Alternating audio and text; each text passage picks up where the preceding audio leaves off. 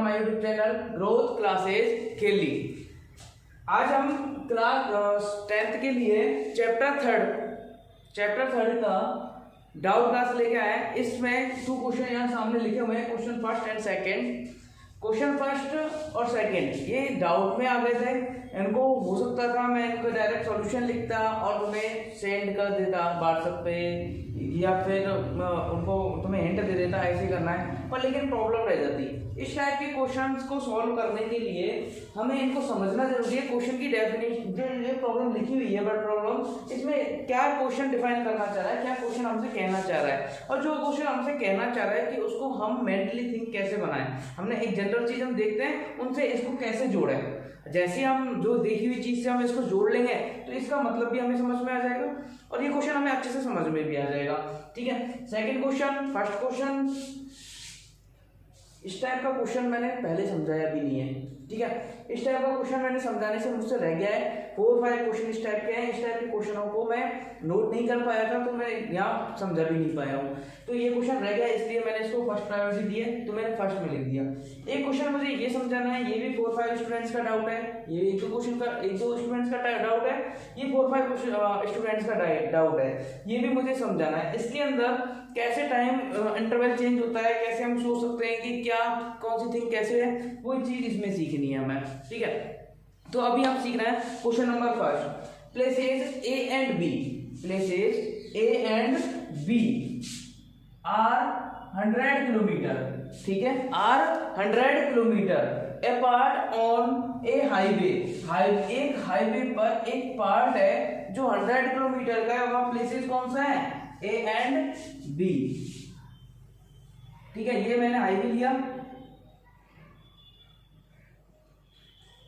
अब इस हाईवे पर एक पॉइंट तो मैंने ले लिया ए, ठीक है, एक पॉइंट ले लिया मैंने बी, कोई प्रॉब्लम नहीं है। एक दूसरे से कितनी डिस्टेंस पे है, 100 किलोमीटर डिस्टेंस पे। कितनी डिस्टेंस पे, 100 किलोमीटर डिस्टेंस पे। एक हाईवे का छोटा सा पार्ट ले लिया, इधर भी हाईवे इधर भी हाईवे है। ठीक है, अच्छा आगे चलते हैं। वन कार स्टार्ट फ्रॉम ए से स्टार्ट होती है एक कार, ठीक है, एक वन कार हो गई। एंड अनदर बी, एक कार बी से स्टार्ट होती है, चलो ठीक है, एक यहाँ से स्टार्ट हो जाएगी, एक इधर से स्टार्ट हो जाएगी, ठीक है, बी से स्टार्ट होती है। एट द सेम टाइम, मतलब यदि 9 o'clock पर, यदि ये चलते हैं 9 AM पर, सॉरी तुम्हारा 8 AM ही लेते हैं, जो तुम्हारे रेगुलर क्लास रहती है उसके अकॉर्डिंग 8 AM पर दोनों जो कार है स्टार्ट होती है और चलना शुरू करती है 8 AM पर। सेम टाइम बोला है, हमारी मर्जी से हमने 8 AM ले लिया। ठीक है, if the car travels in the same direction, same direction कब होगी, जब ये कार भी इस डायरेक्शन में जाएगी और ये कार भी इस डायरेक्शन में जाएगी। ठीक है, मैं एक पाथ बना रहा हूं जिस पर इसको चलना है। ये सपोज करो ये रोड है, ठीक है, ये कार फर्स्ट है, इसको मैंने वन नेम दे दिया, इसको सेकंड दे दिया, ठीक है, और ये कार सेकंड है। ठीक है, तो 1 और 2, इसको इधर चलना है, इसको भी इधर चलना है। ठीक है, सेम टाइम पे चलना है 8 o'clock पे। ठीक है, इतने टाइम पे इन दोनों को सेम डायरेक्शन में चलना है। अच्छा एक बार बताओ, यदि ये दोनों कारें चल रही हैं, यदि मैं तुमसे कहूँ कार फर्स्ट और कार सेकंड यहाँ कहीं आके एक साथ ज्वाइन हो जाएंगी, एक साथ मिल जाएंगी, एक पॉइंट ऐसा आएगा कि यहाँ दोनों कार आ जाएंगी और बीच में कहीं रुकी भी नहीं है। ऐसा नहीं सेकंड थोड़ी देर चली रुक गई, फिर फर्स्ट आ रही है, फर्स्ट वाली कार का वेट कर रहे हैं, ऐसा कुछ नहीं है। लेकिन इन दोनों की स्पीड कुछ इस तरीके से है कि ये दोनों यहाँ ज्वाइन कर देते हैं, जैसा इसमें लिखा हुआ है, same direction at different speed, मतलब कार फर्स्ट, ठीक है, इसकी स्पीड को हम सपोज कर लेते हैं x kilometre per our, suppose कर लिया। इसकी स्पीड हम सपोज कर लेते हैं y किलोमीटर पर आवर। ठीक है, अब हमें देखो फर्स्ट को चलना है, ठीक है, सेकंड को भी चलना है, रुकना किसी को नहीं है। तो मैं तो इतना सोचता हूँ मेरे माइंड से कि इसको बहुत ज्यादा तेज चलना पड़ेगा इसको पकड़ने के लिए। क्या मैं सही कह रहा हूँ? ठीक है, कार फर्स्ट को कुछ ज्यादा स्पीड से चलना पड़ेगा इसे पकड़ने के लिए। यदि सपोज करो ये 30 की स्पीड से जा रही है, 30 किलोमीटर पर आवर की स्पीड से सपोज किया, और ये जा रहा है 30 किलोमीटर की स्पीड से, चलते रहो, कभी हाथ आएगा नहीं आएगा। लेकिन यदि इसको 31 भी कर दिया जाएगा तो कभी ना कभी तो एक साथ ज्वाइन हो जाएंगे, एक साथ मिल जाएंगे, एक पॉइंट पे मिल जाएंगे। स्पीड बढ़ाने, और जितना ज्यादा स्पीड ये इंक्रीज करेगा अपनी, उतना जल्दी मिलेगा इसको। मिलेगा नहीं मिलेगा, या फिर इसको अपनी स्पीड क्या करनी पड़ेगी, डिक्रीज करनी पड़ेगी, तब शायद ये दोनों एक दूसरे के पॉइंट पे मिल जाएंगे। सेम स्पीड से जा रहा है, यदि सेम स्पीड से जाता रहे तो डिस्टेंस सेम रहेगी उनके बीच में। यदि इसको स्पीड को इंक्रीज कर दिया जाए तो ज्वाइन कर सकते हैं, या फिर इंक्रीज नहीं करना तो इसको क्या करना पड़ेगा, डिक्रीज करना पड़ेगा। चलो ठीक है, लेकिन हमने ये कहा कि एक्स और वाई अलग अलग डिफरेंट स्पीड से जा रहे हैं, तो सेम नहीं है। 30 किलोमीटर नहीं है। यदि वो 30 है तो इसको इतना डेफिनेटली है कि इसका तो 30 से ज्यादा होगा, मोर देन 30 किलोमीटर होगा, नहीं होगा? 30 किलोमीटर पर आवर होगा या नहीं होगा? यदि ये 30 की स्पीड से जा रहा है तो इसे 30 से ज्यादा जाना पड़ेगा। मतलब यहाँ ये इतना डिफाइन हो गया, इतना पता चल गया कि x is greater than y, x y से बड़ा होगा कन्फर्मली। ठीक है, इतना हमें समझ में आया। तो न्यूमेरिक वैल्यू को तो हम हटा देते हैं क्योंकि इनको हम नहीं लिख सकते।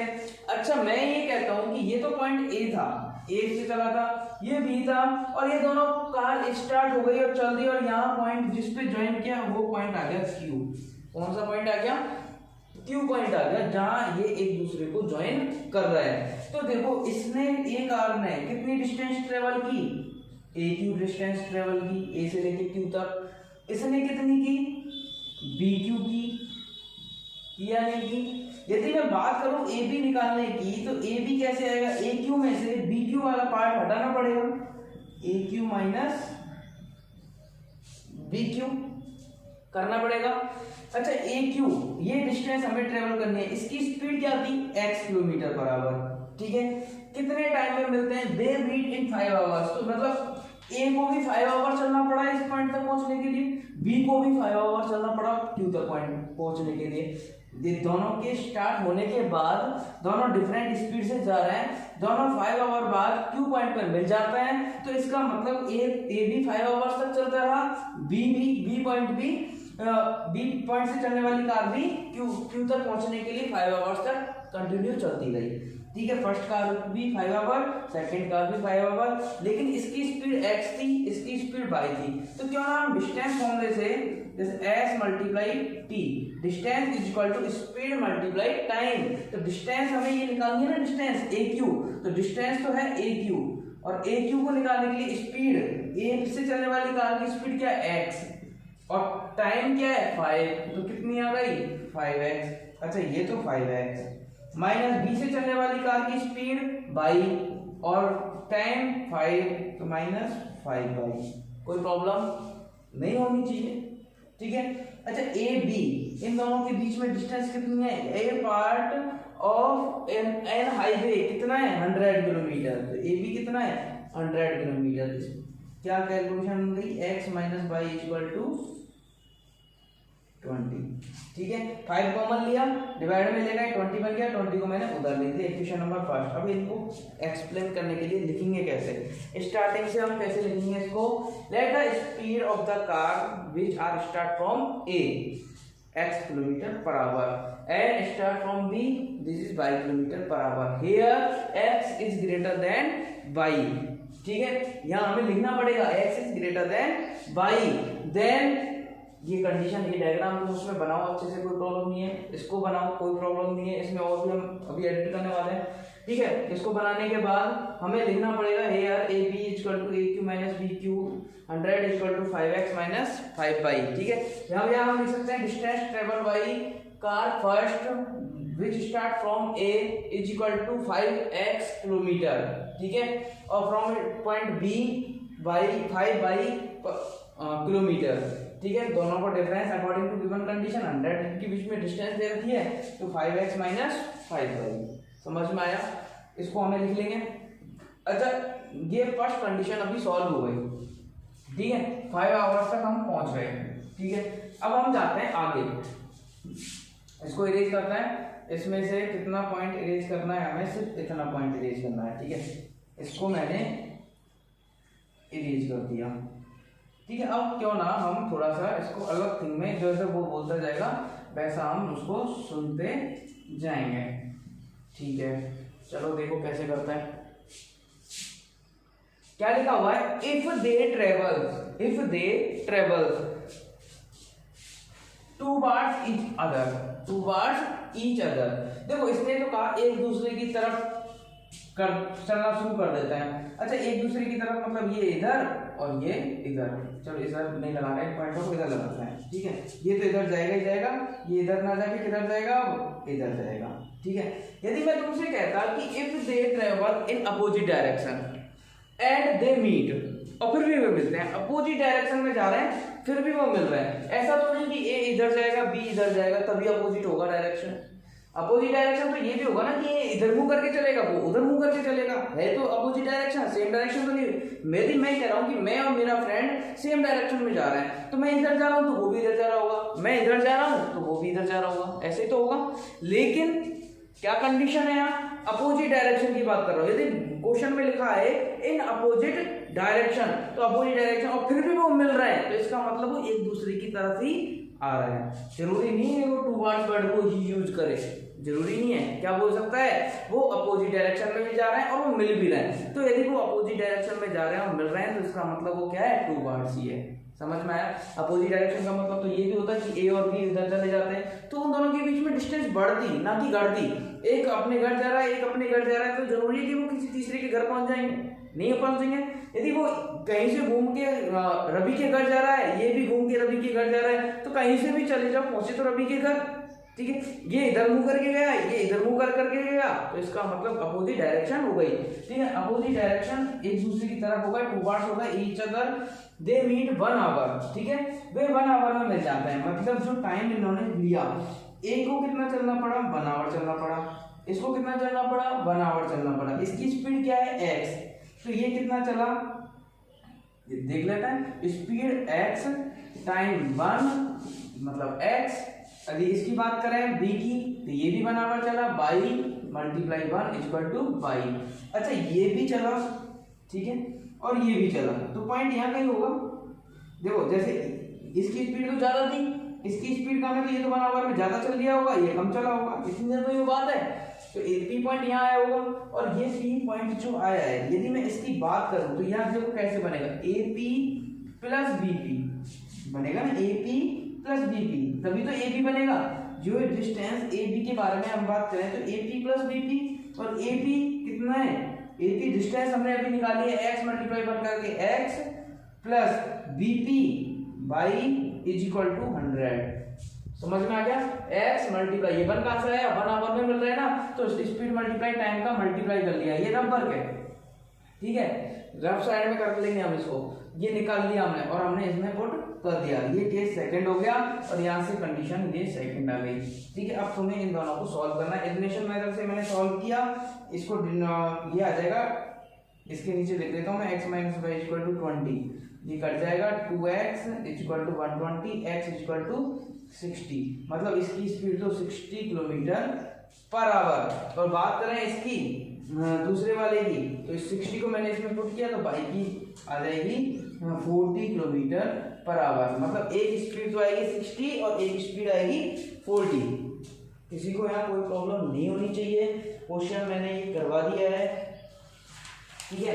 यदि किसी को अभी भी इसमें कुछ भी प्रॉब्लम है तो वो कमेंट में करके पूछ सकता है, क्योंकि छोटे मोटे जो डाउट्स हैं वो मैं कमेंट में तुम्हें करके आसानी से बता सकता हूँ, लेकिन इतनी बड़ी बात मैं तुम्हें नहीं समझा सकता था डायरेक्टली सॉल्यूशन लिख के, या फिर डायरेक्टली या पिक क्लिक करके, या कमेंट में कैसे भी नहीं बता सकता था। इसलिए मुझे डाउट क्लास के लिए एक और क्लास तुम्हें देनी पड़ी है, ठीक है।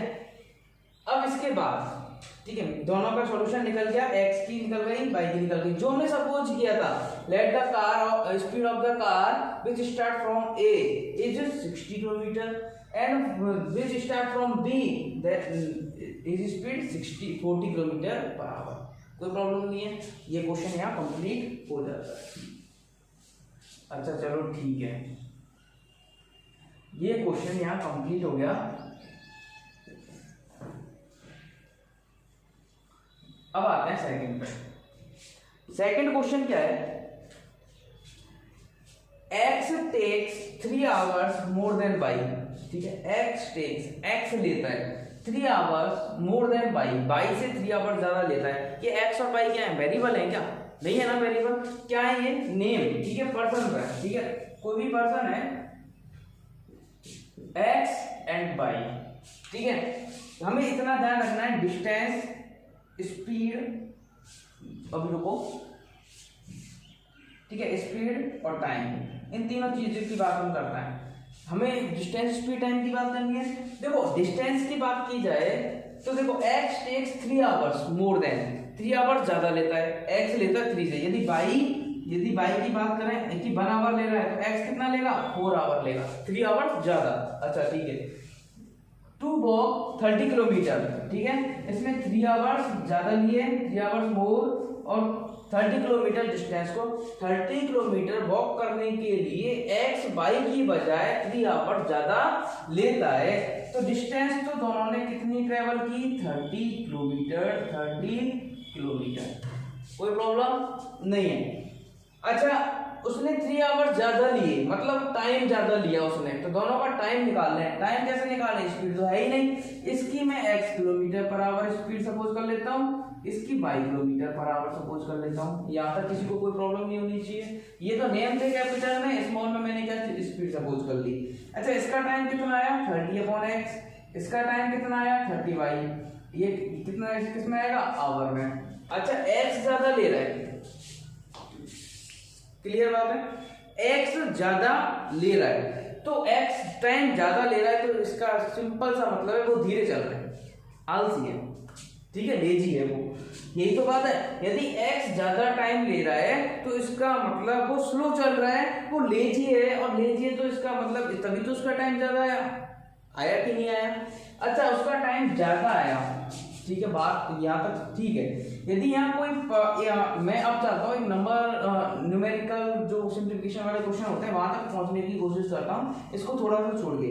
2 नंबर्स, ठीक है, अलग अलग नंबर है, और दोनों सॉरी 2 अलग अलग ब्रैकेट मैंने बना दिए, इसके अंदर सेम नंबर मैंने डाल दिया, ठीक है, 100 डाल दिया, 100, और इनकी अपॉन में डेनोमिनेटर। अब मुझे डेनोमिनेटर सेट करना है।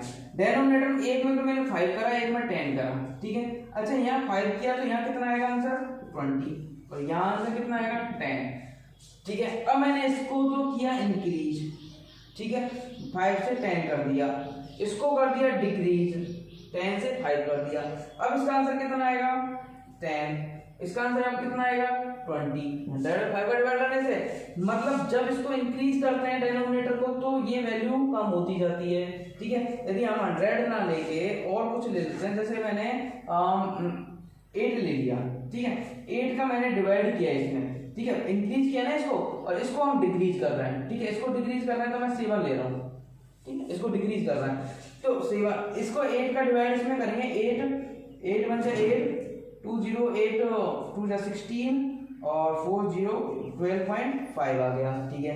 ऐसा 7 का डिवाइड इसमें कर रहे हैं तो कितना आएगा, देखो 7 1 से 7, 3 0 7 14, और 2 0 7 ऑलमोस्ट 14.3 14.2 कुछ करके आएगा, तो मैंने 14.3 ले लिया, चलो ठीक है, ठीक है। अब देखो ये जब 5 से 8 हुआ तो वैल्यू यहाँ क्या होगा, यहाँ तो डिक्रीज हुई या नहीं हुई, यहाँ क्या हुई, इंक्रीज हुई, ठीक है। यहाँ तो वैल्यू जो है 5 से 8 हो गई, मतलब इंक्रीज हो गई, और यहाँ से 20 से 12 बना तो मतलब डिक्रीज हो गई, हुई नहीं हुई, ये डिक्रीज, मतलब जैसे जैसे डेनोमिनेटर को बढ़ाएंगे वैसे वैसे जो रिजल्ट होगा वो कम हो जाएगा। इसको मैं चेंज नहीं करा हमने, ठीक है, वो कम होता जाएगा। जैसे जैसे इसको कम करेंगे डेनोमिनेटर को, ये बढ़ता जाएगा, देखो बढ़ रहा है, 10 से 14 हो रहा है नहीं हो रहा, ठीक है। यहाँ हमने कम किया, डिक्रीज किया यहाँ, और तो यहाँ क्या हो गया, इंक्रीज हो गया, यहाँ हुआ है नहीं हुआ। मतलब यदि स्मॉल नंबर का डिवाइड किया जाता है तो नंबर बड़ा आता है, और बड़े नंबर का डिवाइड किया जाता है उसी में तो छोटा नंबर आता है। तो यदि यहाँ x क्या है, स्मॉल है, लेजी है, वो स्लो चल रहा है, तो x यहाँ मैं बात करूं तो क्या होगा, x is less than y, होगा या नहीं होगा, x is less than by होगा और x is less than by होगा, तो मतलब x स्मॉलर है बाई ग्रेटर है, तो x स्मॉलर नंबर का डिवाइड करेंगे तो ये ज्यादा आएगा और ये कम आएगा। तो ज्यादा वाले नंबर में से क्यों ना हम क्या करें, सब्ट्रैक्शन कर दें 30/x माइनस 30/y। यदि मैंने इस टाइम में से इस टाइम को सब्ट्रैक्ट कर दिया तो कितना टाइम आना चाहिए, 3 आवर आने चाहिए क्यों नहीं आने चाहिए। x जो है और y जो है दोनों ट्रेवल कर रहे हैं, और कितने का डिफरेंस आ रहा है उसमें, 3 मोर देन आ रहा है, मतलब 3 का डिफरेंस आ रहा है दोनों में। और कौन ले रहा है वो ज्यादा टाइम, x ले रहा है, तो x के टाइम में से हमने y के टाइम को सब्ट्रैक्ट कर दिया और क्या आ गया, 3 आ गया, कोई प्रॉब्लम नहीं है। या फिर हम इस इक्वेशन को ऐसे ना बना के हम उसकी लैंग्वेज से बनाते हैं, x टाइम ले रहा है ना 30/x टेक्स, मतलब यहाँ वर्ब आ गई, हेल्पिंग वर्ब आ गई तो इक्वल का साइन लगा दिया। 3 मोर देन y से ज्यादा लेता है तो y का टाइम कितना है 30y और प्लस कितना 3, इससे इतना ही तो ज्यादा लेता है तभी तो इक्वल आएगा। अब मैंने इसको ट्रांसफर कर लिया 30/x अब minus 30/y equal to, match हुआ या नहीं हुआ, दोनों तरीके से हम कर सकते हैं। अच्छा इधर हो गया, ठीक है, फर्स्ट कंडीशन हमारी सॉल्व हो गई, ठीक है। अब आते हैं व्हाट इफ x डबल्स। अब x को आया गुस्सा, वो तो बहुत धीरे चल रहा था, x को आया गुस्सा, उसने हिज पेस अपनी रफ्तार को, अपनी स्पीड को डबल कर दिया, ठीक है। पहले वो धीरे चल रहा था, अब यहां तक जा रहा था 1 स्टेप में, अब वो यहां तक जाएगा डबल स्टेप, ठीक है, डबल स्टेप कर रहा है, वो डबल स्पीड से जा रहा है। तो x की स्पीड अब कितनी हो गई 2x किलोमीटर पर आवर, हुई या नहीं हुई। और he is ahead of Y को पीछे छोड़ देता है 1.5 आवर, कितना 1.5 आवर। तो इसका टाइम निकालना है, अच्छा इसका टाइम निकालेंगे तो अब इस बार क्या टाइम आएगा, ये t1 मान लेते हैं, t2 मान लेता है, 30/2x और यहाँ कितना आएगा 30/y। अब पीछे कौन रह रहा है y, मतलब अब y की स्पीड कम रह गई, इसमें तो फुर्ती आ गई हमारे, इसने तो अपनी स्पीड बढ़ा दी लेकिन इसने तो वही रखी, तो ये पीछे रह गया, अब पीछे ये रह गया, तो इसी में से हम सब्ट्रैक्ट करें इसको, सीधी सी बात है, क्योंकि स्पीड इसकी कम है तो टाइम ये ज्यादा लेगा और ज्यादा टाइम में से तो कम टाइम को सब्ट्रैक्ट करेंगे और कितना आएगा 1.5 आवर। कितना पीछे छोड़ रहा है उसको, कितना पीछे चलना पड़ रहा है उसको बाई को 1.5 आवर। तो ये सेकंड इक्वेशन बन गई। यहाँ से हम यदि इसको सॉल्व करेंगे तो जैसे भी इसको मैंने कट कर दिया 15 आ गया, तो ये रिड्यूसिबल इक्वेशन तुम्हारी बन जाएगी, बनेगी नहीं बनेगी। एक तो बन गई 30, इसको लिख लेते हैं हम, उसको सॉल्व कर देते हैं।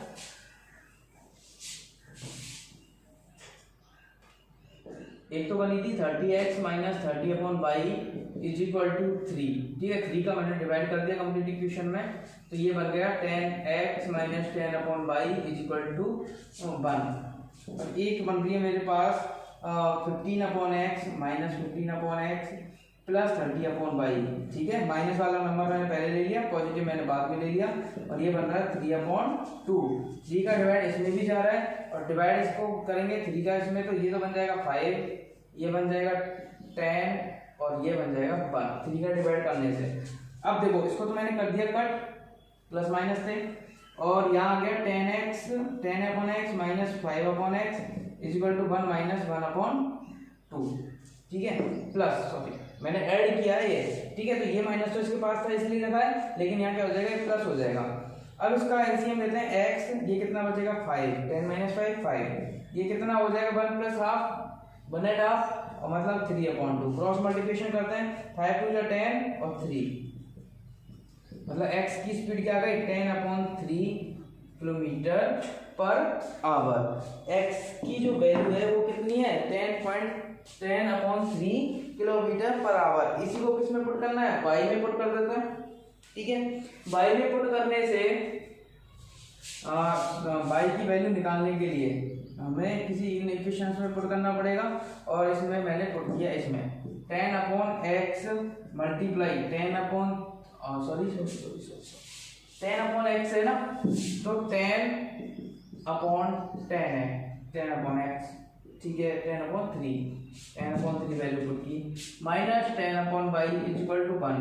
इसको रेसिप्रोकल करेंगे 3/10 होगा, 10 multiply 3/10 minus 10/y is equal to 1, 10 से 10 cancel, 3 minus 10 is equal to 10/y=1, 3 तो उधर चला गया, 10/y=1 - 3 कितना हुआ ये -2, माइनस से माइनस कैंसिल, y उधर 2/में क्रॉस मल्टीप्लिकेशन कर लेते हैं, 2y=10, y=5 km/h हुआ या नहीं हुआ, 5 km/h ऐसा था भी।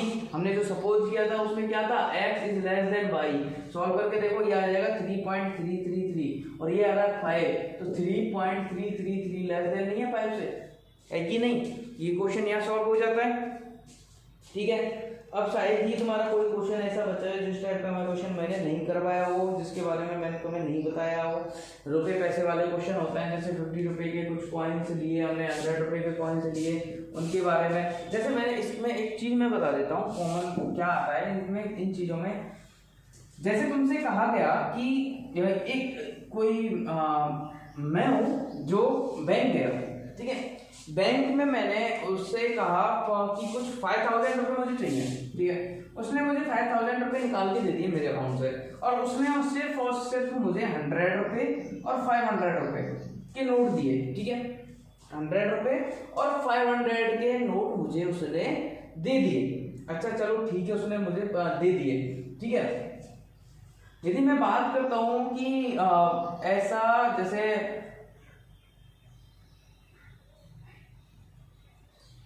मेरे पास टोटल जो नंबर ऑफ नोट्स हैं उनके लिए यदि मैं बात करूं तो मैं बात करता हूं मेरे पास टोटल नंबर ऑफ नोट 26 हैं।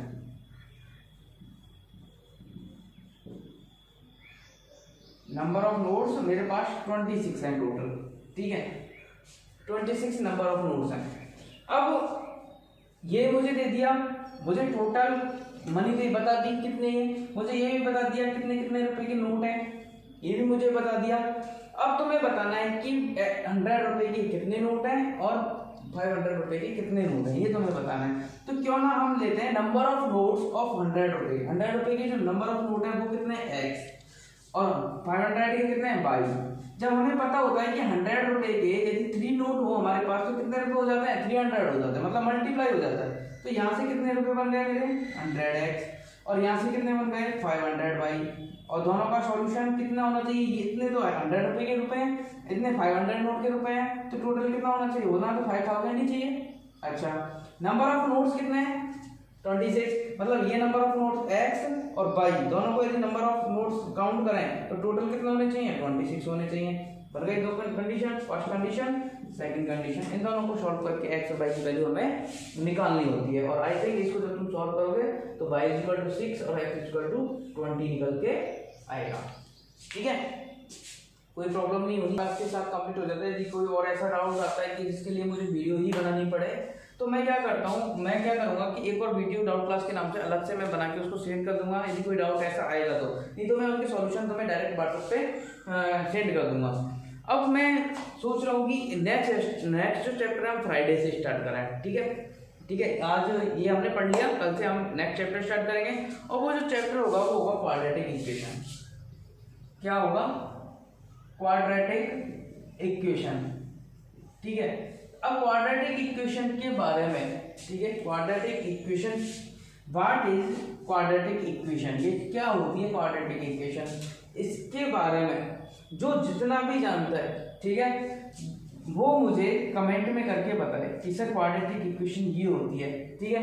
यदि वो कमेंट नहीं कर सकता, वो ये कोई चीज हम ऐसे नहीं कुछ अलग तरीके से एक्सप्लेन करना चाहता है तो वो व्हाट्सएप ग्रुप में भी मुझे सेंड कर सकता है, ठीक है, व्हाट्सएप ग्रुप में भी सेंड कर सकता है, पर्सनली भी सेंड कर सकता है, कैसे भी सेंड कर सकता है कि क्वाड्रेटिक इक्वेशन क्या है, ठीक है। मैं इतनी तुम्हें हेल्प दे देता हूँ कि जिसको क्वाड्रेटिक इक्वेशन के बारे में थोड़ा बहुत जानना भी है, कहाँ से जान सकते हैं, पॉलिनोमियल चैप्टर से जान सकते हैं। पॉलिनोमियल चैप्टर में एक लीनियर पॉलिनोमियल, क्वाड्रेटिक पॉलिनोमियल और क्यूबिक पॉलिनोमियल वहां से कुछ आया था, तो वहीं से कुछ ना कुछ रिलेटेड क्वाड्रेटिक इक्वेशन, 2 वर्ड्स इसमें यूज हो रहे हैं, क्वाड्रेटिक और इक्वेशन, ठीक है। दोनों वर्ड का मतलब भी समझ में आ जाना चाहिए जो तुम बताओ, और दोनों का एक पर्पस भी समझ में आना चाहिए कि बनी तो बनी कहाँ से, लेके आए तो कहाँ से लेके आए, ये हम सब कल पढ़ने वाले हैं, ठीक है। नेक्स्ट चैप्टर कल से स्टार्ट करेंगे।